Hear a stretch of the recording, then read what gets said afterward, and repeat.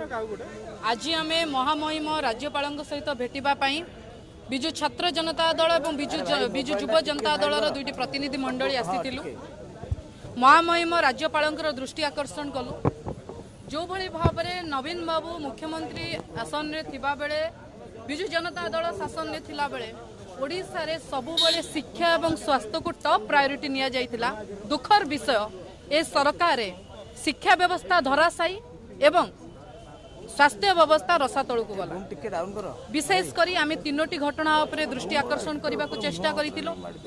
एठी 18 मास सरकार शासन को आसिला परे मध्य विगत कोटी 14 मास कोटी 15 मास कोटी 17 मास ओडिशा रे 13+1 ओडिया यूनिवर्सिटी मुरबी शून्य कुलपति आसन खाली कामचला कुलपति रे विश्वविद्यालय चली।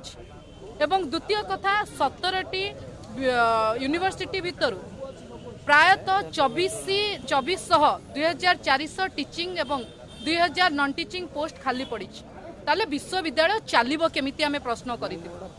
एवं विशेष करी जो बळे भाबरे आज कुलपति चयन रे प्रियापीति पोषण बीजेपी रो आइडियोलॉजी एवं विशेषकर आरएसएस एवं संघवाद आइडियोलॉजी को प्रचार करबा पई पसेबा को धसेबा को चेष्टा करा जाउची, प्रेशराइज करा जाउची चयन कमिटी द्वारा से विषय अवगत करैथिलु। एवं आज